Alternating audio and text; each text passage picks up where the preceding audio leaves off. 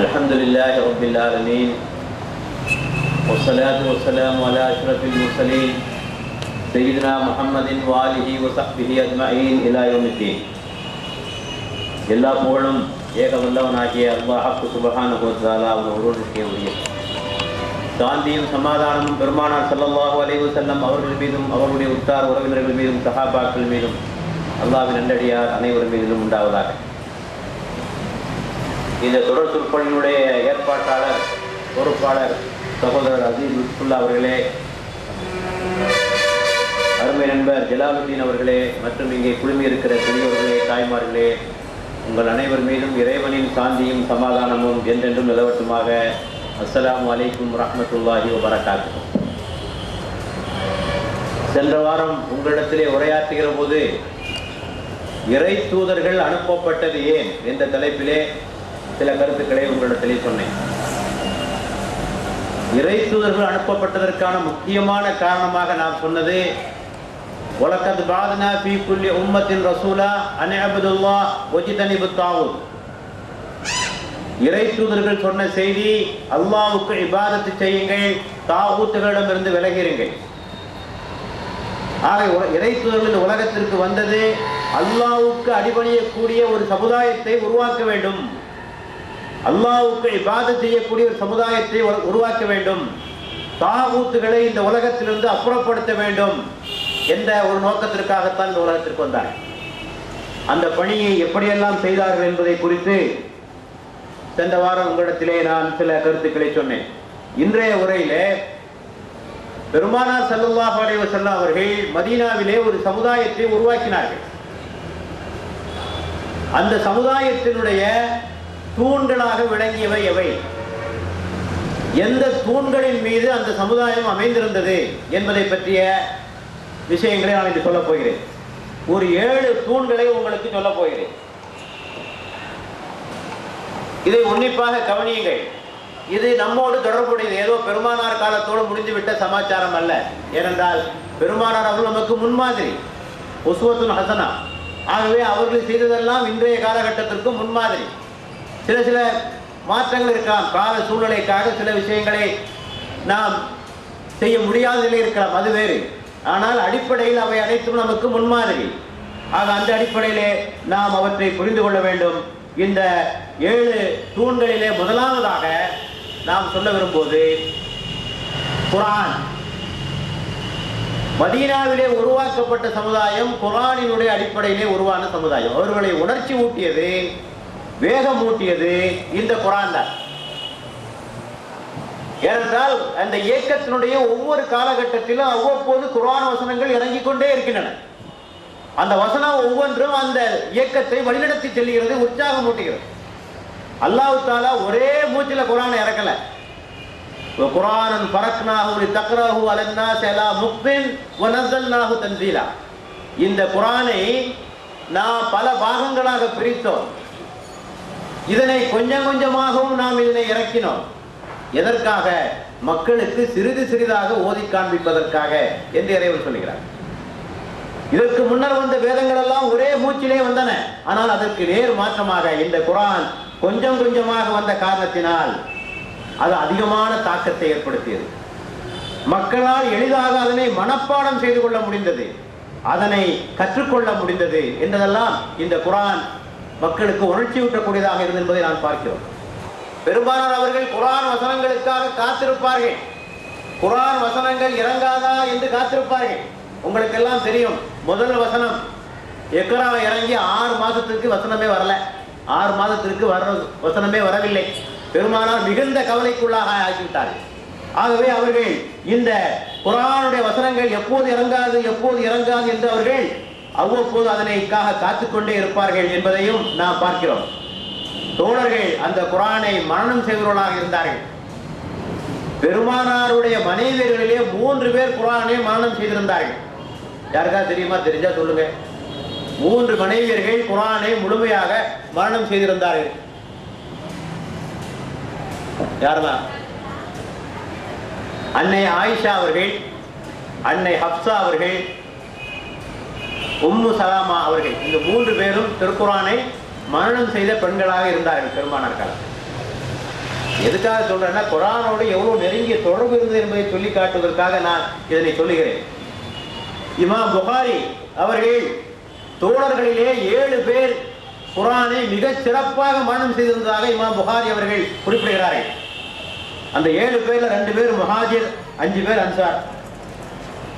அப்துல்லா பின் மசூத், சலீம், அபு ஹுதைபாவால் விடுவிக்கப்பட்ட மனிதர் சலீம், முஆத் இப்னு ஜபல், உபை இப்னு கஅப், ஸைத் இப்னு சாபித், யஸீத் இப்னு சல்கான், அபு தர்தா, இந்த 7 பேரும் திருக்குர்ஆனை மிகச் சிறப்பாக மனனம் செய்ததாக இமாம் புகாரி ரஹ்மத்துல்லாஹி அவர்கள் குறிப்பிடுகிறார்கள்.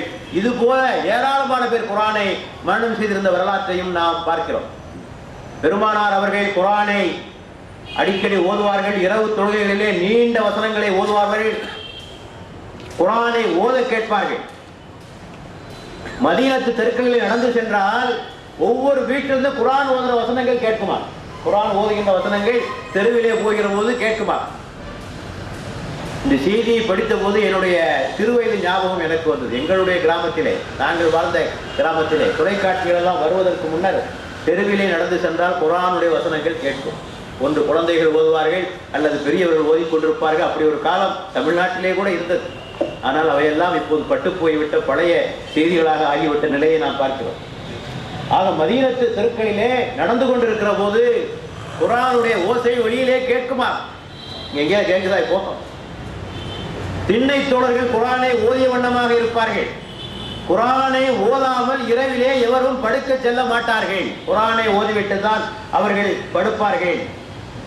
குர்ஆனினுடைய கவர்ச்சியினால் அவர்களுக்கு மிகப்பெரிய ஒரு ஊசலாட்டம் ஏற்பட்டதாம். என்னவென்றால், குர்ஆனை அதிகமாக படிக்க படிக்க மறுமையின் மீது அதிகமான சிந்தனை ஏற்பட்டு இந்த உலகத்தையே தொடர்ந்து விடலாமா என்று கூட அவர்களுக்கு எண்ணம் ஏற்பட்டதாம். ஆனால் இந்த உலகத்தில் வாழ்ந்தாக வேண்டியது இருக்கிறது. ஆகவே இந்த உலகத்திற்கு சில கடமைகள் இருக்கிறது. ஆகவே இந்த பெரிய போராட்டத்திலே சஹாபாக்கள் கிடைத்தார்கள் என்பதை நாம் பார்க்கிறோம்.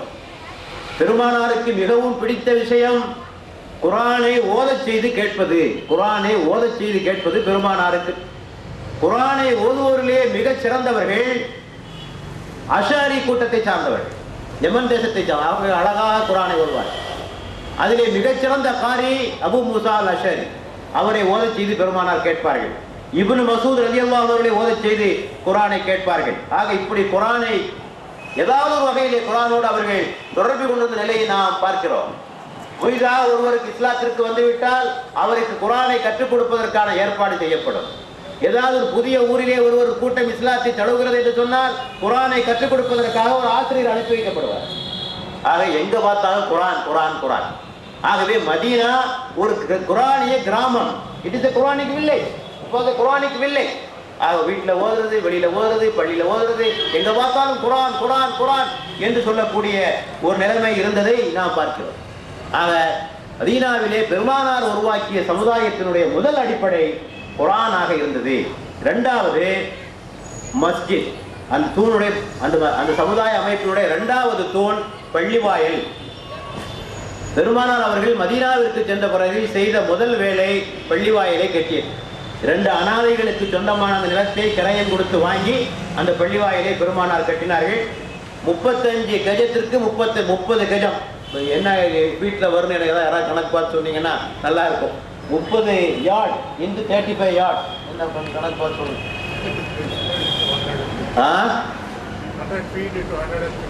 100 feet into 150 feet. 100 அடிக்கு 150 அடி என்ற அளவிலே அந்த பள்ளிவாயல் அமைந்திருந்தது.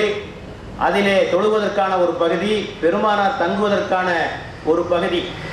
பெருமானார் நினைத்திருந்தால் ஒரு பிரம்மாண்டமான கட்டிடத்தை கட்டியிருக்கலாம். ஒன்றும் பெரிய கடினமான காரியம் இல்லை. ஆனால் அவர்கள் சொன்னார்கள், மூசாவுடைய பள்ளிவாசல் எப்படி இருந்ததோ அது மாதிரி தான் என் பள்ளிவாசல் இருக்கணும் அப்படின்னாங்க. மூசா நபிக்கு இருந்த பள்ளிவாயல் எப்படி இருந்ததோ அது மாதிரி தான் எனக்கு இருக்கும். தோழர்கள் கேட்டார்கள், மூசா நபியோட பள்ளி எப்படி இருந்தது என்று கேட்டபோது, எழுந்து நின்றால் கூரை தலையை தட்டும், அதுதான் மூசாவுடைய பள்ளிவாயல், அது மாதிரி இருந்தால் போதுமானது என்று பெருமானார் ஸல்லல்லாஹு அலைஹி வஸல்லம் அவர்கள் அந்த பள்ளியை கட்டினார்கள். கட்டுகின்ற வேலையிலே அவர்களும் தங்களை ஈடுபடுத்திக் கொண்டார்கள். கல்லை சுமந்தார்கள், மண்ணை சுமந்தார்கள், பாடல்களை பாடிக்கொண்டே பள்ளிவாசலை கட்டினார்கள். மறுமையின் வாழ்வை விட சிறந்த வாழ்வு எதுவும் இல்லை. இறைவா, இந்த முஹாஜிர்களுக்கும் அன்சார்களுக்கும் நீ உதவுவாயாக. ஆக இந்த பைத்து பாடிக்கிட்டே பள்ளிவாசலை கட்டினாங்க. சண்டை நடக்குது. கவிதை பாடலாமா, கவிதை பாடக்கூடாதா, இஸ்லாத்திலே கவிதைக்கு அனுமதி உண்டா இல்லையா, பெரிய சர்ச்சை. ரசூலுல்லாஹ்வே கவிதை பாடிக்கொண்டுதான் பள்ளிவாயிலை கட்டியிருக்கிறார்கள் என்பதை நாம் புரிந்து கொள்ள வேண்டும். ஆகவே இவ்வாறு எளிமையாக கட்டப்பட்டது. சுவர் களிமண்ணினால் கட்டப்பட்டது. மேற்கூரைகள் எல்லாம் ஈச்ச மரத்தினால் அவைகள் எல்லாம் கட்டப்பட்டன. அஸ்ஹாபு சுப்பாவுக்காக ஒரு தனி பகுதி அங்கே உருவாக்கப்பட்டது. தரை என்னன்னா வெறும் மண்ணு தான், வேற ஒன்றும் கிடையாது. திடீர்னு ஒரு நாள் மழை பெய்து விட்டது. மழை பெய்து விட்டது, ஒரே சேராக ஆகிவிட்டது. சில தோழர்கள் என்ன செய்தார்கள், வெளியிலே இருந்து காய்ந்த மணலையும் கல்லையும் கொண்டு போட்டார்கள். பெருமானார் சொன்னார்கள், என்ன அழகான விரிப்பு இது, என்ன அழகான கார்பெட்டை நீங்கள் போட்டிருக்கிறீர்கள் என்று சொன்னார்கள். வெளிச்சம் கிடையாது. ஷாம் தேசத்திலிருந்து வந்த ஒரு தோழர், அந்த தமீமப்தாரி என்று சொல்லக்கூடியவர் விளக்கை ஏற்றி வைத்தார். இந்த பள்ளி வாயிலே நீர் விளக்கை ஏற்றி வைத்திருக்கிறீர், இறைவன் உமது வாழ்க்கையிலே ஒளியேற்றி வைப்பான் என்று பெருமானார் ஸல்லல்லாஹு அலைஹி வஸல்லம் சொன்னார். ஆக பாராட்டணும். அது இங்கு தெரியும். இந்த சம்பவத்தில் தெரிகின்ற ஒரு சம்பவம், ஒருவர் நல்ல காரியம் செய்தால் பாராட்ட வேண்டும். நம்முடைய சமுதாயத்திலே தவறா பல பேர் புரிஞ்சு வச்சிருக்காங்க. முகஸ்துதிக்கும் பாராட்டுவதற்குள்ள வித்தியாசம் பல பேருக்கு தெரியல. முகஸ்துதி வேறு, பாராட்டுவது வேறு. முகஸ்துதிங்கிறது ஒருத்தனை அழிக்கிறது, பாராட்டுங்கிறது உற்சாகப்படுத்துறது. ஆக பெருமா முகஸ்துதி உதாரணத்துக்கு சொல்றோன்னே, ஒரு ஆள் தான தர்மம் செய்கிறார், அவரை பார்த்து நாம சொல்றோம், உங்களை மாதிரி எவங்க தர்மம் கொடுக்குறாங்க, உங்களை மாதிரி கொடுக்கறதுக்கு ஆளே கிடையாது, நீங்க தான் பெரிய ஆளுன்னா இது முகஸ்துதி. இது அவனை அழிக்கிறது, பிளாட்டரி. இதுக்கு பேர் பிளாட்டரி.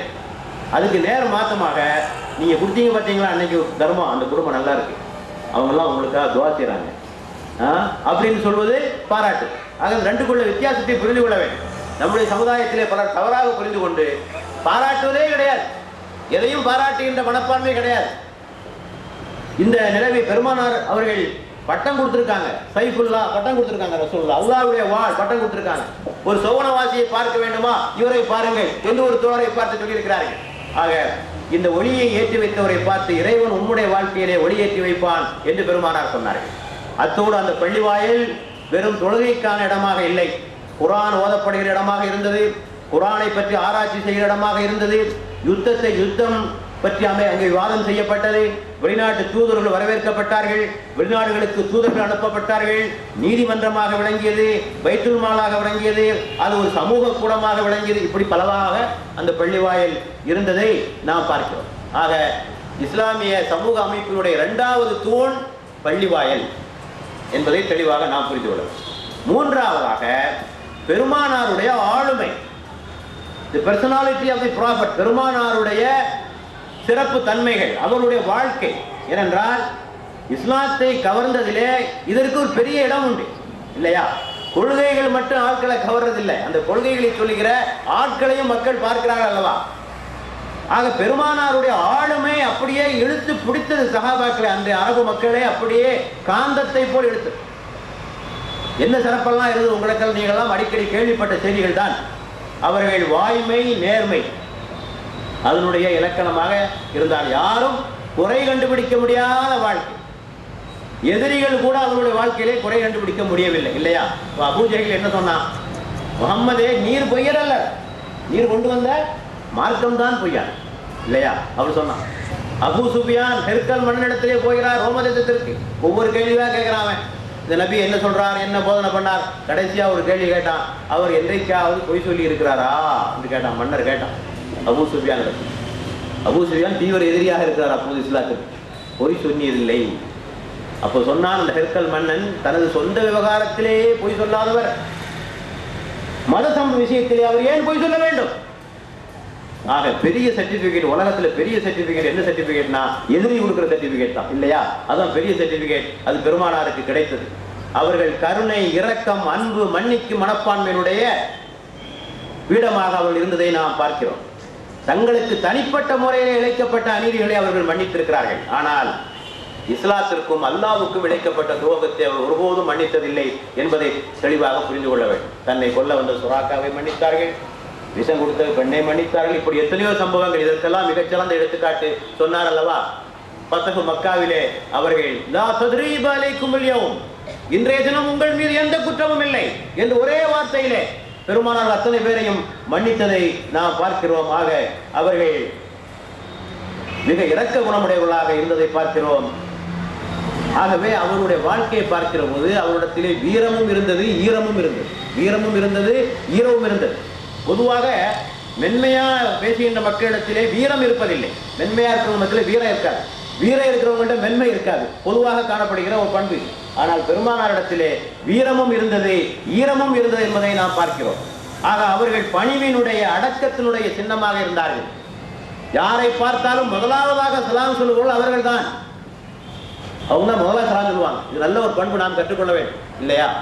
அவன் சலாம் சொல்லட்டும், பார்த்துக்கலாம், அப்புறம் சொல்லலாம் என்றெல்லாம் பல பேர் காத்திருப்பது. அடுத்தவன் சலாத்துக்காகவே காத்திருப்பது. இவர் முதலாக சலாம் சொல்லிவிட்டால் இவருடைய மரியாதை குறைந்து விடுவதை போலவும் பலர் எண்ணிக்கொண்டிருக்கிறார்கள். ஆக முதலாவதாக முந்திக் கொண்டு சலாம் சொல்வது, ஒருவருக்கு கையை கொடுத்தால் கடைசியாக கையை ஒருவர் பெருமானார். ராவண கையை கொடுத்தால் அவங்க கையை எடுக்க மாட்டாங்க. அவங்க தான் முதல் எடுத்து, இவர் தான் கடைசியாக எடுத்துக்கொள்வார்கள். அப்படிப்பட்ட ஒரு பண்பு. வீட்டு வேலைகள் மனைவிக்கு உதவுதல்,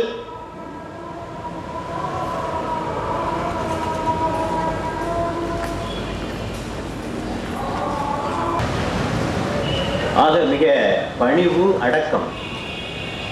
தோழர்களோடு தோழர்களாக சேர்ந்து விறகு கொடுக்குவார்கள். பள்ளிவாசல் கட்டுவதற்கு மண் சுமந்த செய்தியை உங்களுக்கு முன்னாலே நான் சொன்னேன். ஒரு முறை அதீபுன் ஹாத்திம் என்ற அறிஞர் பெருமானாரை சந்திப்பதற்காக வந்தார். மக்களெல்லாம் அவருக்கு செய்கிற மரியாதையை பார்த்து அவருக்கு குழப்பம். இவர் உண்மையிலே மன்னரா இவர் தூதரா, மன்னரா இவர் தூதரா என்று ஒரு குழப்பம். அந்த சமயத்திலே பக்கத்து வீட்டில் இருக்க ஒரு சிறுமி பெருமானாரை பார்த்து வந்தார். உங்களோட பேசணும் வாங்க, உங்களோட விளையாடணும் ஒன்னா வாங்க என்று சொன்னால் பெருமானார் அந்த குழந்தையோடு வெளியே போய்விட்டார்கள். சொன்னார்கள், இவர் மன்னராக இருக்க முடியாது, மன்னர் இப்படி இருக்க மாட்டார். ஏதோ ஒரு குழந்தை வந்து கூப்பிடுது, அது கூப்பிட்டதுக்காக இவர் போறாரு பின்னால. அந்த குழந்தைக்கு விளையாட்டு காட்டுவதற்காக போகின்ற இவர் எவ்வளவு எளிமையான குணம் படைத்தவராக இருக்க முடியும் என்ற ஒரு முடிவுக்கு வந்தார். தனக்கு யாரும் எழுந்து நின்று மரியாதை செய்யக்கூடாது என்று அவர் கட்டளை விதித்திருப்பதையும் நம்மாலே பார்க்க முடிகிறது. தோழர்களை மிக வெகுவாக நேசித்தவர். வரலாற்றிலேயே தன்னோடு பணியாற்றியவர்களுக்கு தோழர், சஹாபா, காம்ரேட் இந்த பெயரை முதலாவதாக கொடுத்தது பெருமானார் இல்லையா? சிஷியர், தொண்டர் இந்த பெயர்களை எல்லாம் கொடுக்காம நண்பனே, தோழனே, காம்ரேட் என்ற பெயரை முதலாவதாக தன்னை பின்பற்றியவர்களுக்கு கொடுத்தது பெருமானார் ஸல்லல்லாஹு அலைஹி வஸல்லம் அவர்கள். ஒவ்வொரு தோழரும் எண்ணுவாராம், ஒவ்வொரு சஹாபாவும் எண்ணுவாராம், பெருமானார் என்னைத்தான் அதிகமாக நேசிக்கிறார்கள், என்னோடு தான் அதிக நெருக்கமாக இருக்கிறார்கள் என்று ஒவ்வொரு தோழரும் எண்ணுகின்ற அளவுக்கு அவருடைய நெருக்கம் அமைந்திருந்தது. ஒவ்வொரு சஹாபியும் பெருமானாரை பார்த்து எனது தாயும் தந்தையும் உமக்கு சமர்ப்பணமாகுக, அர்ப்பணமாகுக என்று சொல்லுகின்ற அளவுக்கு. ஒரு சோழர் சொன்னார், குபைப் ரலியல்லாஹு அன்ஹு சொன்னார்கள்,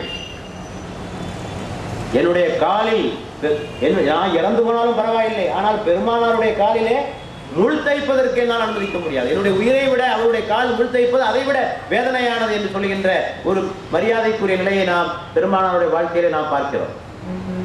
மிக எளிமையாக அவர்கள் வாழ்ந்தவர்கள். அவற்றை பற்றியெல்லாம் உங்களுக்கு தெரியும். அவர்கள் சொன்னார்கள், எனக்கு 3 விஷயங்கள் மட்டும்தான் பிடிக்கும், எனக்கு பிடித்தமானவை 3. என்ன சொல்ல முடியுமா? 3 அடிக்கடி சொன்ன ஹதீஸ் தான். 3 விஷயங்கள் எனக்கு பிடிக்கும் என்று பெருமானார் சொல்லி இருக்கிறார்கள். யாராவது சொல்லுங்க பார்க்கலாம்.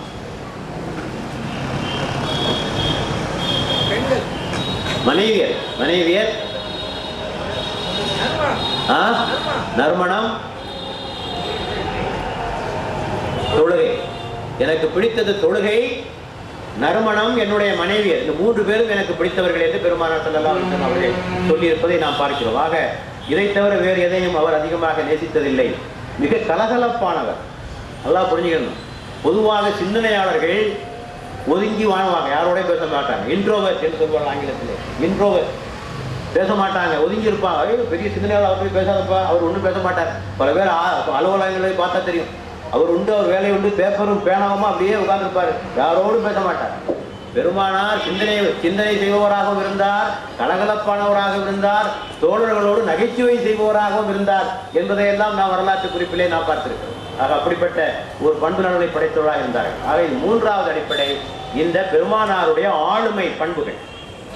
ஆக அந்த சமுதாயத்தினுடைய அடிப்படையாக அந்த தலைவருடைய பண்புகள் முக்கியம் இல்லையா? என்ன சிறப்பான கொள்கையை நாம் சொன்னாலும் அந்த இயக்கத்தை வழிநடத்துகிற தலைவன் இடத்தே நல்ல பண்புகள், நல்ல ஆளுமை இல்லை என்று சொன்னால் அந்த இயக்கம் நிச்சயமா வளரவே வளராது. ஆக 3வது. 4வதாக அந்த சமுதாயத்தினுடைய 4வது தூண் சகோதரத்துவம், பிரதர்ஹுட். சகோதரத்துவம்.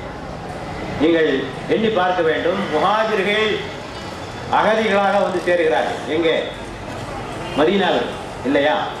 எப்படி நடத்தினார் என்பது உங்களுக்கு எல்லாம் தெரியும். இரத்த பந்த உறவை விட மிக அதிகமான நெருக்கம். இரத்த பந்த உறவை விட ஆரம்பத்திலே கட்டளையிடப்பட்டது சொத்திலே கூட பங்கு கொடுக்க வேண்டும் என்பதாக. ஆரம்பத்திலே சொத்திலே கூட முஹாஜிருக்கு அன்சார்கள் பங்கு கொடுக்க வேண்டும். பின்னர் அது மாற்றப்பட்டது.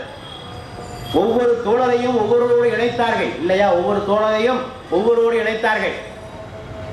அதிலே மிக சிறப்பான உதாரணத்தை சொல்ல வேண்டும் என்று சொன்னால், சாத் இப்னு ராபி, அப்துர் ரஹ்மான் இப்னு அவுஃப் இருவருடைய தோழமை தான், இணைப்பு தான் மிக முன்மாதிரியான இணைப்பு. அந்த தோழர் மதீனத்து அன்சாரி சொன்னார், தோழரே என்ன வேணும்? சொத்துல பாதி உங்க கொடுத்துறேன். எனக்கு 2 மனைவி இருக்காங்க. ஒரு மனைவி விவாகரத்து செய்து உமக்கு திருமணம் செய்து வைத்து விடுகிறேன் என்று சொன்ன போது இவர் சொன்ன ஒரே வார்த்தை, மார்க்கெட் எங்க இருக்கு அந்த இடத்த மட்டும் எனக்கு காட்டு, மார்க்கெட்டை மட்டும் காட்டு, வேற ஒன்றும் எனக்கு வேண்டாம் என்று கேட்டார். அதன்படியே உழைத்தார். மிகப்பெரிய பணக்காரனாக ஆகினார். 100, 300 ஒட்டக, 400 ஒட்டக என்று இஸ்லாத்திற்காக தியாகம் செய்கின்ற அளவுக்கு மிகப்பெரிய வணிகராக வளர்ந்தார். இது நமக்கு ஒரு படிப்பிலே இருக்கு. என்னன்னு சொன்னா, ஒட்டுண்ணிகளாக இருக்கக்கூடாது இல்லையா? ஒட்டுண்ணிகளாக இருக்க ஒரு ஆஃபர் பண்றாங்கிறதுக்காக ஒட்டிக்கூடாது. Parasite, don't be like parasite. ஆக ஒருவர் தருகிற அந்த அன்பை நாம் புரிந்து கொண்டு லாபகமாக வேண்டாம், நான் உழைத்து சம்பாதிக்கிறேன் என்கின்ற ஒரு தன்மையை நாம் இதிலிருந்து நாம் பெற்றுக்கொள்ள வேண்டும். ஆக சகோதரத்துவம், ஒற்றுமை, பரஸ்பர ஒத்துழைப்பு இப்படியெல்லாம் அந்த மதீனத்து சமுதாயத்திலே உருவாக்கப்பட்டது. தனி மனித நலனை விட சமுதாய நலனே முக்கியம் என்ற கொள்கை அங்கே உறுதி செய்யப்பட்டது. ஒரு வர்க்க பேதமற்ற ஒரு சமுதாயம் அங்கே உருவாக்கப்பட்டதை நாம் அங்கே பார்க்கிறோம். பெருமானார் அவர்களும் அந்த சகோதரத்தை நிலைநாட்டினார்கள். தனக்கு கிடைக்கிற சிறிய உணவை கூட எல்லோரோடும் பகிர்ந்து கொள்வார்கள். குறிப்பாக அஸ்ஹாபு சுஃபா என்று சொல்லக்கூடிய தோழர்களுக்கு எதுவுமே வருமானம் கிடையாது, குடும்பமும் கிடையாது. அவர்களை அனைத்து தினந்தோறும் அவர்களை அழைத்து உணவருந்துவார்கள். அங்க குர்ஆன் சொல்லியது, வல் முஃமினூன வல் முஃமினாத்து பஅதுஹும் அவுலியாஉ பஅத் யஅமுரூன பில் மஅரூஃப் யன்ஹவுன அனில் முன்கர். முஸ்லிம்களான ஆண்களும் பெண்களும் ஒருவருக்கொருவர் நண்பர்களாக இருக்கிறார்கள். அவர்கள் நன்மையை ஏவுவார்கள், தீமையை விலக்குவார்கள், தொழுகைகளை நாட்டுவார்கள், ஜகாத்து கொடுத்து வருவார்கள், அல்லாஹ்வுக்கும் அல்லாஹ்வுடைய தூதருக்கும் அவர்கள் அடிபணிவார்கள். ஆக இந்த ஒற்றுமை என்பது இந்த அடிப்படை இருக்கணும். ஒற்றுமையா இருக்கணும். அடிக்கடி பேசுறோம் நம்ம சமுதாயத்துல. ஒற்றுமை எதுக்காக? தீனை நிலைநாட்டுவதற்காக, நன்மையை ஏவி தீமையை விலக்குவதற்காக அந்த ஒற்றுமை அமைய வேண்டும். ஆக இந்த ஒற்றுமை பெருமானாருடைய காலத்திலே செய்து காட்டப்பட்டதை நாம் பார்க்கிறோம். ரசூலுல்லாஹ் சொன்னார்கள், ஒருவரை ஒருவர் நேசிப்பதிலும் கருணை காட்டுவதிலும் முஸ்லிம்கள் ஒரு உடம்புக்கு ஒப்பாவார்கள். உடம்பிலே ஒரு பகுதி நோயுற்றால் இன்னொரு பகுதி அந்த வேதனையை உணர்வே, அதுபோன்று முஸ்லிம்கள் இருக்க வேண்டும் என்ற இந்த கருத்தை முழுமையாக மதீனத்து சமுதாயத்திலே நிறைப்படுத்தி காட்டப்பட்டுவதை நம்மால் பார்க்க முடியும் என்பதை நாம் தெளிவாக புரிந்து கொள்ள வேண்டும். இது 4வதாக. 5வதாக அந்த சமுதாயத்தினுடைய 5வது அடிப்படை கூட்டு தொழுகை, ஜமாத் கூட்டு தொழுகை. அது என்ன தொழுகைன்னா முடிஞ்சு போச்சு, அது என்ன கூட்டு தொழுகை நம்ம விசேஷமா சொல்றீங்க என்று கேட்கலாம். பெருமானார் அதற்கு அதிகமான முக்கியத்துவத்தை கொடுத்தார்கள். சாதாரண தொழுகையை விட 27 மடங்கு நன்மை தொழுகை அதிகம் என்று சொன்னார்கள். ஒரு குருடர் வந்து பெருமானார் இடத்திலே கேட்டார், என்னால் பள்ளிவாசலுக்கு வர முடியல, நான் பள்ளிவாசலுக்கு வரணுமா என்று கேட்டபோது பெருமானார் சொன்னார்கள், வாங்க சொல்லுகிற பாசை காதிலே உமக்கு கேட்கிறதா என்று கேட்டார்கள். கேட்கிறது அப்படின்னா வந்துடலாம் அப்படின்னா வந்து அந்த அளவுக்கு இதற்கு ஏன் முக்கியத்துவம் தரப்பட்டது என்று சொன்னால், கூட்டு தொழுகையில் இருக்கக்கூடிய சிறப்பு அம்சங்களை நாம் புரிந்து கொள்கிறோம். அது ஒரு சமுதாயத்திற்கு வீரியத்தை உண்டாக்குகிறது. வைட்டாலிட்டி அண்ட் டைனமிசம் என்று சொல்வார்களே, ஒரு வீரியத்தன்மையும் ஒரு புத்துணர்ச்சியையும். ஒவ்வொரு நேரமும் பள்ளிவாசலுக்கு போய்விட்டு வருகிற போது ஒரு முஸ்லிமுக்கு ஒரு புத்துணர்ச்சியையும், ஒரு சகோதரத்துவ மனப்பான்மையும், ஒரு கூட்டு சிந்தனையும், ஒரு ஜமாஅத்து உணர்வையும் எல்லாவற்றையும் ஏற்படுத்தக்கூடியதாக அந்த தொழுகை அமைந்திருப்பதை நாம் பார்க்கிறோம். ஆகதான் பெருமானார் அவர்கள் ஒவ்வொரு தொழுகையின் போதும் அப்போது இறங்கிய வசனங்களை அறிவிப்பார்கள், அப்போதைய செய்திகளை சொல்வார்கள், முஸ்லிம் சமுதாயத்திற்குள்ள பிரச்சனைகளை மக்களுக்கு மத்தியிலே எடுத்து சொல்வார்கள். இப்படி சொல்லிக்கொண்டே இருப்பார்கள். ஆகவேதான் அந்த கூட்டு தொழுகைக்கு மற்ற வணக்கங்களை விட அதிகமான முக்கியத்துவம் தரப்பட்டது. இந்த கூட்டு தொழுகையினுடைய முக்கியத்துவத்தை நாம் உணர்ந்திருக்கிறோமோ இல்லையோ, எனக்கு ஏற்பட்ட ஒரு அனுபவத்தை சொல்கிறேன். இன்றைக்கு பிரபலமாக இருக்கக்கூடிய அரசியல் தலைவர் ராமதாஸ் அவர்களே ஒரு 17 ஆண்டுகளுக்கு முன்னர் நாங்கள் சென்று சந்தித்தோம். அப்போது அவர் அவ்வளவு பிரபலமானவராக இல்லை. அந்த சமயத்தில் வந்தவாசியிலே சென்று அப்போது அவர் சொன்னார், உங்களுடைய மார்க்கத்தில் எல்லாம் தெளிவாக செஞ்சிருக்குங்க. அவர் சொல்கிறார், உங்கள் மார்க்கத்தில் எல்லாமே தெளிவாக இருக்கு. ஒரு கூடுற எப்படி எங்கே கூட வேண்டும் என்பதற்கு கூட ஒரு ஏற்பாடு செய்யப்பட்டிருக்கிறது. இப்போ நாங்கள்லாம் கூட்டம் நடத்தினா அதுக்கு ஒரு இடத்தை பிடிக்கணும், ஹாலை பிடிக்கணும், எல்லாம் செய்யணும், அவ்வளோ வேலை செய்யணும். உங்களுக்கு நீங்கள் எதுவுமே செய்ய தேவையில்லை. பள்ளிவாசலுக்கு வர்றீங்க, தொழுவுறீங்க, எல்லாரும் கூடுறீங்க. இதை விட ஒரு சிறந்த ஏற்பாடு என்னவாக இருக்க முடியும்? ஆக அந்த பள்ளிவாசலுடைய சிறப்பு, கூட்டுத் தொழுகையுடைய சிறப்பை ஒரு முஸ்லீம் அல்லாத சகோதரர் தெளிவாக புரிந்து வைத்திருக்கிறார். நாம் சடங்காக போவதும் வருவதுமாக போய்கொண்டே இருக்கிறோம். போவாட்டா மனசுக்கு ஒரு மாதிரியா இருக்கு, அதுக்காக போய்கொண்டு வந்திருக்கிறோம். ஆக பெருமானார் உருவாக்கிய அந்த சமுதாயத்திலே இந்த பள்ளி வாயில் மிக முக்கியமான ஒரு இடத்தை பெற்றிருந்தது. கூட்டுத் தொழுகை ஒரு முக்கியமான இடத்தை பெற்றிருந்தது. ஆறாவதாக அந்த தூண்களிலே 6வது தூண் பெருமானார் உருவாக்கிய அரசு, ஒரு அரசாங்கத்தை உருவாக்கினார். இங்கேதான் இஸ்லாத்திற்கும் மற்ற மதங்களுக்கும் உள்ள வேறுபாடு இருக்கு. ஏன் ஒரு அரசை உருவாக்க வேண்டும்? அரசு உருவாக்க வேண்டிய அவசியம் என்ன? மதத்துக்கு அரசியலுக்கு என்ன சம்பந்தம் இருக்கு? There is no politics in religion and no religion in politics என்று சொல்வார். அரசியலிலே மதம் வரக்கூடாது, மதத்தில் அரசியல் வரக்கூடாது என்றெல்லாம் ஒரு கருத்து சொல்லப்படுகிறது. பைபிளிலே அடிக்கடி சொல்லப்படுகிற வசனத்தை நான் போனவரை கூட சொல்லி காட்டினேன். Give unto Caesar things that are Caesar's, give unto God things that are God. கடவுளுக்குரியது கடவுளுக்கு கொடுத்து, சீசருக்குரியது சீசருக்கு கொடுத்து. பள்ளிவாசலுக்கு வெளியே சீசர் என்ன சொல், மன்னர் என்ன சொல்கிறாரோ அதன்படி நடந்து கொள். பள்ளிவாசலுக்கு உள்ள கடவுள் என்ன சொல்கிறாரோ அதன்படி நடந்து கொள் என்ற ஒரு கருத்துக்கள்லாம் உண்டு. இஸ்லாத்திலே இப்படிப்பட்ட ஒரு கருத்தில்லை. ஏனென்றால் இஸ்லாம் என்றால் முழுமையாக இறைவனுக்கு அடிபணிதல் எல்லா நிலைகளிலும். இன்ன ஸலாத்தி வ நுசுகி வ மஹ்யாய வ மமாத்தி லில்லாஹி ரப்பில் ஆலமீன். என்னுடைய தொழுகை, என்னுடைய தியாகம், என்னுடைய வாழ்வு, என்னுடைய மரணம் அனைத்தும் இறைவனுக்கு உரியது என்று வருகிற போது எல்லா நிலைகளிலும் இறைவனுக்கு கட்டுப்பட வேண்டிய அவசியம் இருக்கிறது.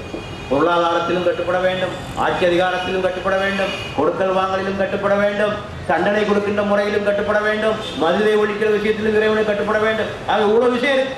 இவ்வளவு விஷயத்தை செய்யணும்னு சொன்னால் ஒரு ஆட்சி அமைப்பு அதிகாரம் இல்லாமல் அவற்றை நம்மால் செய்ய முடியாது. ஏன் மக்காலேருந்து ஏன் மதீனாவுக்கு ஹிஜ்ரத்துக்கு போனாங்க? வெறும் பாதுகாப்புக்காக மட்டுமல்ல, நன்றாக புரிந்து கொள்ள வேண்டும். நம்மளே பலர் நினைக்கலாம் பாதுகாப்புக்காக மக்காவிலிருந்து மதீனாவுக்கு போனாங்க என்று என்ன, அது மட்டும் அல்ல, அது ஒரு காரணம். ஆனால் மக்காவிலே முழுமையான இஸ்லாத்தை நிலைநாட்டக்கூடிய வாய்ப்பு, சூழ்நிலை, சுதந்திரம் எதுவும் இல்லை. தொழுகவே முடியாது. தொழுகவே அல்லாஹ்வே குர்ஆன்ல வசனம் இறக்கிறான், நீங்கள் பயந்தால் நடந்து கொண்டோ சவாரி செய்து கொண்டோ தொழுங்க. ஒரு இடத்துல நின்று தொழுக முடியாது. ஒரு இடத்துல நின்று தொழுதா அடி உதவும். தொழுவதற்கு கூட சுதந்திரம் இல்லாத ஒரு சமுதாயம் மக்கத்து சமுதாயம். ஆகவேதான் அங்க போங்க, அங்கே உங்களுக்கு முழுமையான வாய்ப்பு கிட்டும் என்ற காரணத்தினாலே தான் ஸல்லல்லாஹு அலைஹி வஸல்லம் அவர்கள் இங்கே வந்தார்கள். ஆகவே பெருமானார் ஒரு புதிய சமுதாயத்தை உருவாக்க விரும்புகிறார். ஜாதி இல்லாத ஒரு சமுதாயம், வன்முறை இல்லாத ஒரு சமுதாயம், வறுமை இல்லாத ஒரு சமுதாயம், வர்க்க பேதம் இல்லாத ஒரு சமுதாயம். இப்படிப்பட்ட ஒரு சமுதாயத்தை உருவாக்க வேண்டும் என்று சொன்னால் அதற்கு ஒரு ஆட்சி அதிகாரம் தேவை. ஆட்சி அதிகாரத்தினுடைய துணை இல்லாமல் இவற்றை நம்மால் செய்ய முடியாது. குஃபுருக்கும் ஷிர்க்குக்கும் கீழே உட்கார்ந்து கொண்டு இந்த காரியத்தை செய்ய முடியுமா? குஃபுருக்கும் ஷிர்க்குக்கும் கீழே உட்கார்ந்து கொண்டு இஸ்லாத்தை உங்களால் முழுமையாக நிலைநாட்ட முடியுமா? முடியாது. ஆகவேதான் பெருமானார் ஸல்லல்லாஹு அலைஹி வஸல்லம் அவர்கள் அப்படிப்பட்ட ஒரு ஆட்சி அமைப்பை உருவாக்கினார்கள் மக்காவில். அதை கட்டாயத்தின் பேரில் உருவாக்கவில்லை. நன்றாக புரிந்து கொள்ள வேண்டும். படையெடுத்து வந்தெல்லாம் மக்காவுக்கு வரல. அந்த மக்களே கூப்பிடுகிறார்கள். யார்? அந்த மதீனத்து மக்களே, அவுஸ் பதினத்து கூட்டத்து மக்களே, பாருங்கள், இங்கே வந்து உங்களுடைய ஆட்சியை அமையுங்கள் என்ற அடிப்படையில் தான் அந்த ஆட்சி அமைப்பை அங்கே உருவாக்குகிறார்கள். அங்கே ஒரு புதிய கான்ஸ்டிடியூஷன், அரசியல் அமைப்பு சட்டத்தை உருவாக்குகிறார்கள். அங்கே யூதர்கள் இருக்கிறார்கள், அங்கே உருவ வழிபாட்டுக்காக இருக்கிறார்கள். இப்படி எல்லா சமுதாயத்தில் இருக்கக்கூடிய ஒரு அமைப்பிலே அனைவருக்கும் உரிமைகள் தரக்கூடிய, அந்தந்த மதத்தவர்கள் தங்களுடைய கோட்பாடுகளை பின்பற்றக்கூடிய சுதந்திரத்தை அளித்தவர்களாக ஒரு சமுதாயத்தை அங்கே உருவாக்கி காட்டுவதை நம்மால் பார்க்க முடிகிறது. ஆக இது 6வது. 7வது கடைசியாக சொல்ல விரும்புகின்ற அடிப்படை இஸ்லாமிய இராணுவம். இஸ்லாமிய இராணுவம் ஏனென்றால் அன்றைய அமைப்பிலே அந்த இஸ்லாமிய அரசாங்கத்துக்கு மிகப்பெரிய சோதனைகளும் நெருக்கடிகளும் இருக்கு. ஏன்னா இஸ்லாம் ஏதோ வணக்கம் வழிபாடுன்னு சொன்னா எந்த பிரச்சனையும் இல்லை இல்லையா? தொழுவுங்க, நோம்புடிங்க, ஜக்காத்து கொடுங்கன்னா யார் அதனால என்ன பிரச்சனை இருக்கு? ஒன்றும் இல்லை. நபிகள் நாயகம் சொன்னார்கள், மூதாதையர் சொல்படி நடக்காதே, குலத்தலைவர்கள் சொல்றபடி நடக்காதே, மன இச்சைப்படி நடக்காதே என்றெல்லாம் ஒவ்வொன்றுக்கும் அறைகோல் எடுக்கிறார்கள். பூசாரிகள் சொல்லுகின்றபடி நடக்காதே, இறைவன் சொல்லுகிற நடே, வட்டியை விடு, மதுவை விடு, சூதை விடு, ஆபாசத்தை விடு, ஜாதியை விடு, எல்லாத்தையும் விடுன்னு சொன்னா எல்லா ஆதிக்க சக்திகளும் ஒன்னா சேர்ந்துட்டான். எல்லா ஆதிக்க சக்திகளும் ஒன்றாக சேர்ந்து கொண்டு பெருமானாரை எதிர்க்க வருகிற போது அது காத்துக் கொள்வதற்கு ஒரு படை தேவை. ஆகவே அப்படிப்பட்ட ஒரு படை அமைக்கப்பட்டது. மக்காவிலே அப்படிப்பட்ட ஒரு படைக்கான அனுமதியை இறைவன் வழங்கவில்லை. மக்காவிலே திருப்பி தாக்குவதற்கான அனுமதி கிடையாது. காரணம், தாக்கி இருந்தால் என்னவாகி இருக்கும்? முதலாவதாக முழுமை இஸ்லாமே சொல்லப்படவில்லை. அந்த மக்கள் புரிந்து கொள்வதற்கு ஒரு கால அவகாசம் கொடுக்க வேண்டும் அல்லவா? அதற்கு பிறகுதானே தாக்குதல் என்று. ஆக அந்த கால அவகாசமே முடியவில்லை. இரண்டாவது, ஒரு சின்னஞ்சிறிய குழுவினர் தான் அங்கே இருக்கிறார்கள். திருப்பி தாக்கி இருந்தால் அத்தோடு இஸ்லாம் ஒரு முடிவுக்கு வந்திருக்கும். ஆகவே அங்கே ஒரு திருப்பி தாக்குவதற்கான ஒரு சூழ்நிலை இல்லாத காரணத்தினால் அங்கே மக்காவிலே அதற்கான அனுமதி வழங்கப்படவில்லை. மதீனாவிற்கு வந்த பிறகு யார் அநீதிக்கு உள்ளாக்கப்பட்டார்களோ அவர்களுக்கு போர் புரிவதற்கான அனுமதி வழங்கப்படுகிறது. அவர்கள் தங்களது வீடுகளை விட்டு வெளியேற்றப்பட்டார்கள். இதற்காக எங்களுடைய இறைவன் ரப் அல்லாஹ் என்று சொன்ன ஒரே காரணத்திற்காக தங்கள் வீடுகளை விட்டு இவர்கள் வெளியேற்றப்பட்டார்கள். ஆகவே இப்போது அவர்களுக்கு நாம் அனுமதி வழங்குகிறோம், இப்போது தாக்குங்கள். ஆக எந்த சூழ்நிலையிலே தாக்குதலுக்கான அனுமதி வருகிறது என்று சொன்னால், நம்மை தாக்குகிற போது திருப்பி தாக்குவதற்கான அனுமதியும் அங்கே தரப்படுகிறது என்பதையும் நாம் பார்க்க வேண்டும்.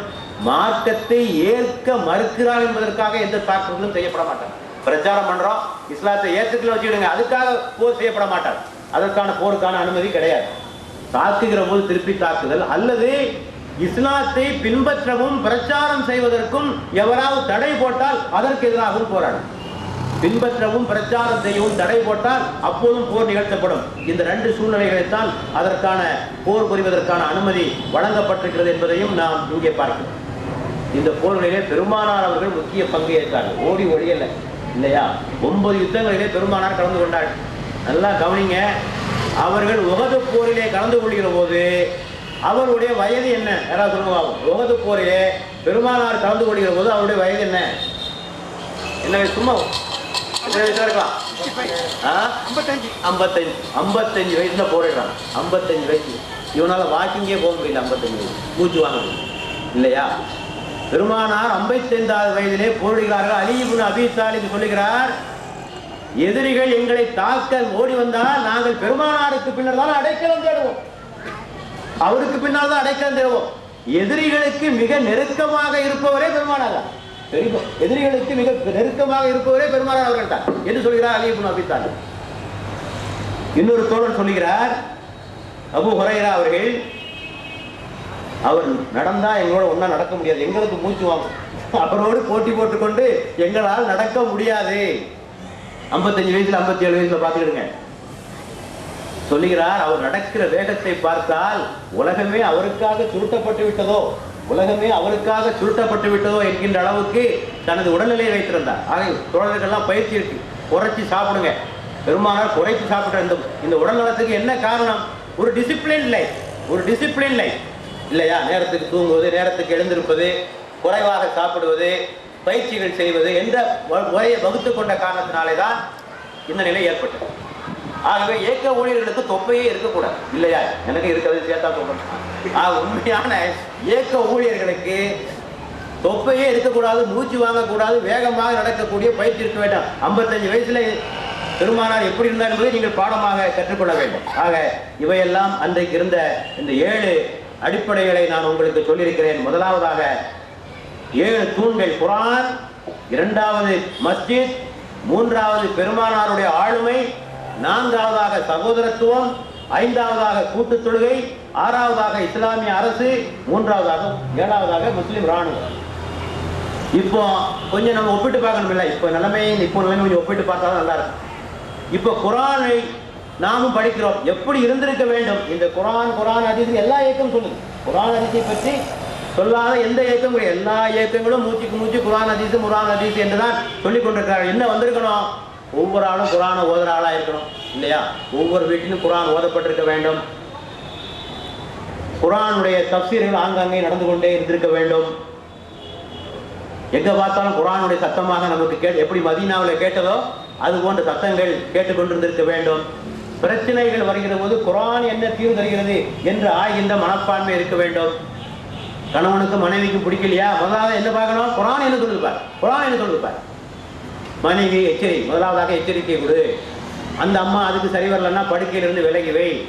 அதுக்கு சரி வரலன்னா ஒரு அடியை போடு, லேசான ஒரு சின்ன அடி, ஏதாவது காயம் படாதவாறு விசுவாக்கினால், பெருமான் விசுவாக்கினால், அதுக்கு அடிச்சு போடாதீங்க, வேகமா விசுவாக்கினால் காயப்படுத்துங்கள். அதுக்கு அந்த அம்மா சரி வரலன்னா கணவன் தரப்பிலிருந்து ஒருவர், மனைவி தரப்பிலிருந்து ஒருவர் சமாதானம் பேசுங்க. அதுக்கு சரி வரலன்னா ஒரு தலாக் சொல்லுங்க, இடைவெளி விடுங்க, 2வது தலாக் சொல்லுங்க. அப்புறம் இப்படி வரணும், இத்தனை வரணும். குர்ஆனோடு தொடர்பு இல்லாதனால என்ன ஆகிறது? எஸ்எம்எஸ்ஸில் தலாக் சொல்லப்படுகிறது, எஸ்எம்எஸ்ஸில் தலாக் சொல்லப்படுகிறது. ஆக குர்ஆனோடு நெருங்கிய தொடர்பு இல்லாத காரணத்தினால் இந்த நிலை உருவாகியிருப்பதை நாம் பார்க்கிறோம். ஆகவே இந்த சமுதாயத்திலே குர்ஆனுக்கு உள்ள தொடர்பு குறைந்து போய்விட்டதை பார்க்கிறோம். இருந்திருந்தால் இந்த குர்ஆனோடு நெருக்கம் வந்திருக்க வேண்டும். அரபி மொழியை எல்லாரும் கற்றிருக்க வேண்டும். இப்படியே பெரிய மாற்றங்கள்லாம் வந்திருக்கணும். ஒன்றும் வரல. என்ன இருக்கு? பல பேர் குர்ஆனை ஓதுவதும் இல்லை, தொடுவதும் இல்லை. பல பேர் தொடுறது கூட கிடையாது. பல பேர் ஓதுகிறார்கள், பொருள் தெரியாதவாறு ஓதுகிறார்கள்.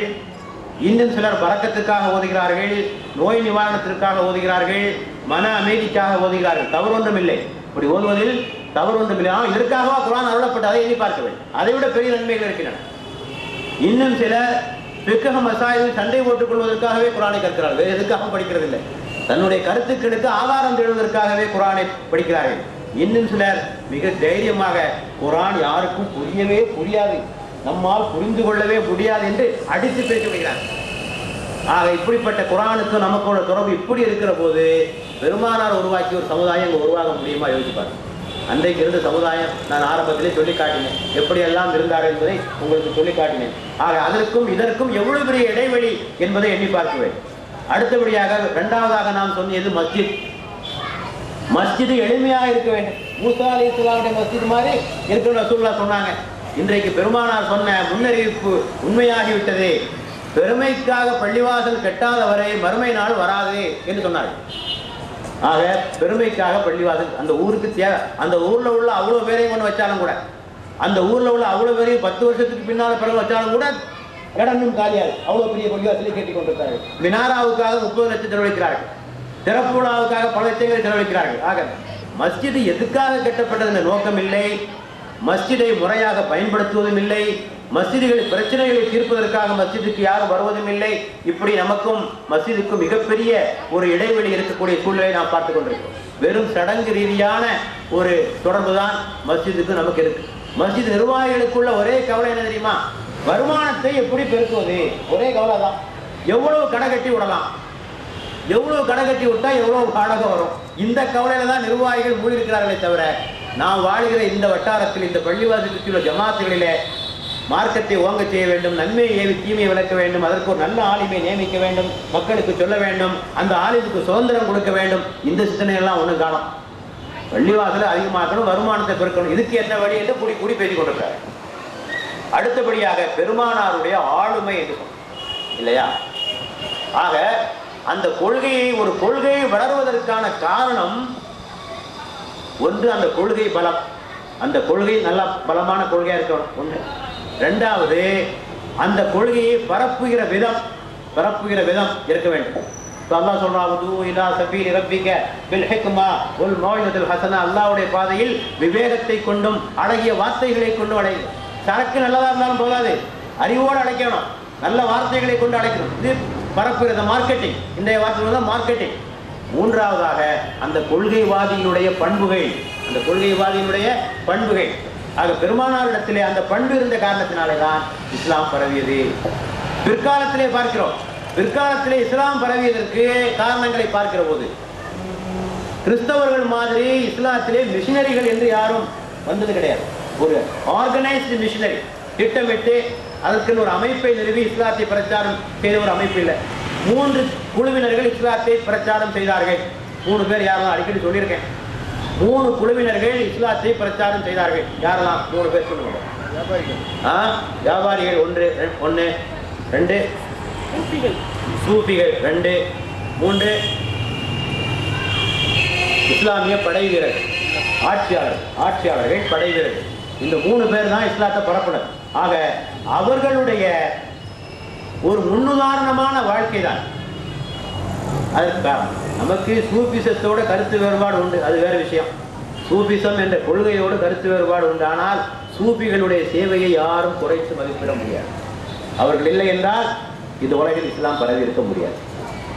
அவருடைய மனிதநேயம், சமத்துவம், சகோதரத்துவம், எளிமை, இவையெல்லாம் இந்த மண்ணிலே மக்களை இஸ்லாத்துக்கு கொண்டு வந்தார். ஆக ஒருத்த இஸ்லாத்துக்கு வரணும்னா ஏன் வரணும்? அவன் மார்க்கத்தை விட்டுட்டு இங்க வரணும், அதை விட பெருசா ஏதாவது ஒண்ணு இருக்கணும் இல்லைங்க, இல்லையா?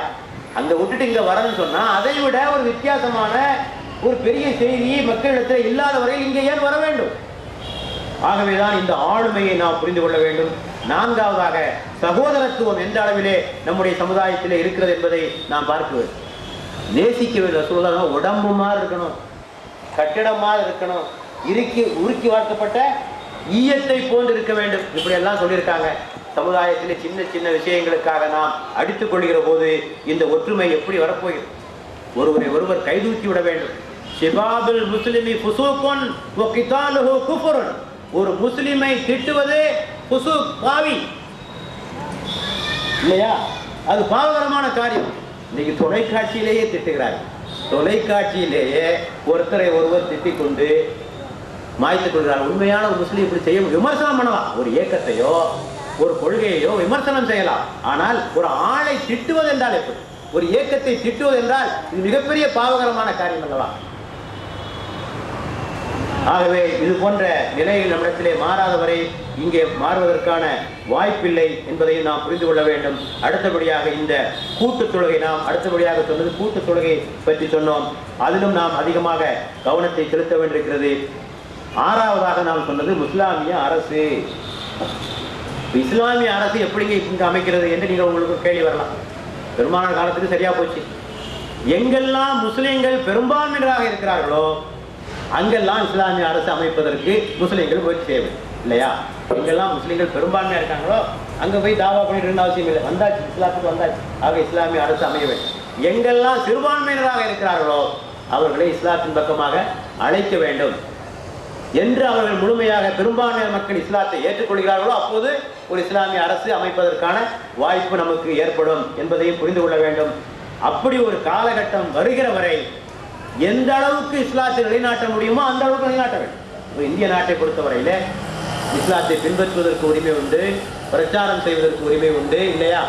நன்மையை ஏவுவதற்கு உரிமை உண்டு, தீமையை விளக்குவதற்கு உரிமை உண்டு, ஷரியத் சட்டங்களை பின்பற்றுவதற்கு உரிமை உண்டு, மதுவை எதிர்த்து போராடுவதற்கு உரிமை உண்டு, வட்டியை எதிர்த்து குரல் கொடுப்பதற்கு உரிமை உண்டு, எல்லாத்துக்கும் உரிமை இருக்கு. ஆக இதை முழுமையாக பயன்படுத்தி கொண்டு அந்த பணியை ஒரு இஸ்லாமிய அரசு இருந்தால் என்ன பணியை செய்யுமோ அவற்றை எல்லாம் செய்ய வேண்டும். ஆனால் அதற்கு ஒரு ஜமாஅத்து தேவை.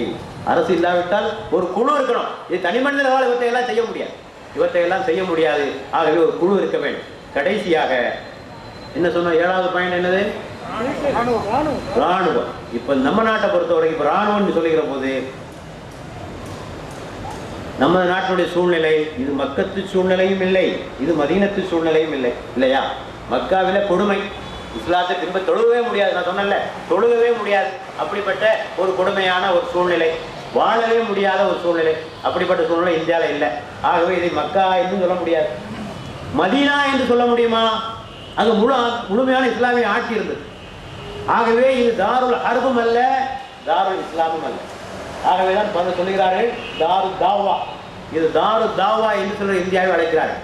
ஆகவே இந்த நாட்டிலே இப்போது நாம் செய்ய வேண்டிய ஜிஹாத் என்னவென்று சொன்னால் நாவினால் செய்கிற ஜிஹாத். ஜிஹாத்ல 3 வகை இருக்கு, உங்களுக்கு தெரியவில்லை. ஒன்று மன இச்சையோடு செய்கிற ஜிஹாத். மன இச்சையோடு செய்கிற ஜிஹாத் முதல் ஜிஹாத். தீமைகளுக்கு எதிராக மன இச்சை நடத்துகிற போராட்டம், இது முதல் ஜிஹாத். 2வது நாவினால் செய்கிற ஜிஹாத். 3வது கரத்தினால் செய்கிற ஜிஹாத். இப்போ நமது நாட்டை பொறுத்தவரையில இப்போது செய்ய வேண்டிய ஜிஹாத் முதல் 2 ஜிஹாத் செய்ய வேண்டியிருக்கு. ஆப்கானிஸ்தானத்திலோ பாலஸ்தீனத்திலோ ஈராக்கிலோ 3வது செய்ய வேண்டியிருக்கு. 3வது சேர்த்து செய்ய வேண்டியிருக்கு. இந்தியாவை பொறுத்தவரையிலே முதல் 2ஐயும் நாம் செய்ய வேண்டியிருக்கு. ஆக இந்த சூழ்நிலைகளுக்கு ஏற்றவாறு நாம் அமைத்துக் கொள்ள வேண்டும். ஆக 7 விஷயங்களை சொல்லியிருக்கிறேன். வரிசையை சொல்லுங்க பார்ப்போம். முதலாவது, ஒன்று ஒரு ஆள் சொல்லணும். குரான். ரெண்டாவது மஸ்ஜித். மூணாவது பெருமானாருடைய ஆளுமை. மூணாவது. நாலாவது நீங்க தான் சொல்றீங்க சகோதரத்துவம். பின்னால பேக் பெஞ்சஸ், கூட்டு தொழுகை. ஆறாவது இருங்க, ஆறாவது என்னது? இஸ்லாமிய அரசு. ஏழாவது நீங்க தான் சொல்லணும், ராணுவம். ஆக இந்த 7 விஷயங்களை சொல்லியிருக்கிறேன். ஆக பெருமானார் அமைத்த இந்த சமுதாயத்தில் உடைய தூண்களாக இந்த 7 இருக்கிறது. இவற்றை அப்படியே சில விஷயங்கள் நமது நாட்டு சூழ்நிலைக்கு பொருந்துவதில்லை. ஆக எவையெல்லாம் எந்த அளவுக்கு பொருந்துமோ அவற்றை செய்கிற போதுதான் முழுமையான மாற்றத்தை நாம் கொண்டு வர முடியும். அப்படிப்பட்ட ஒரு சமுதாயத்தை உருவாக்க முடியும். இஸ்லாத்தினுடைய ஏதாவது ஒரு சிறிய பகுதியை மட்டும் எடுத்துக்கொண்டு, சில வணக்கங்களை மட்டும் எடுத்துக்கொண்டு, சில தீமைகளுக்கு எதிராக போராடுவது என்ற கொள்கையை வைத்துக் கொண்டால் முழுமையான இஸ்லாத்தினை நாட்ட முடியாது என்பதை நாம் புரிந்து கொண்டு, அப்படிப்பட்ட முழுமையான சமுதாயத்தை உருவாக்குவதற்கு நாம் அனைவரும் இணைந்து பாடுபடுவோம். எல்லாம் வல்ல அல்லாஹ் அதற்கு தௌஃபீக் தருவானாக. வாஹிரு தாவானா அல்ஹம்துலில்லாஹி ரப்பில் ஆலமீன். வஸ்ஸலாமு அலைக்கும் வரஹ்மத்துல்லாஹி வபரகாத்துஹு.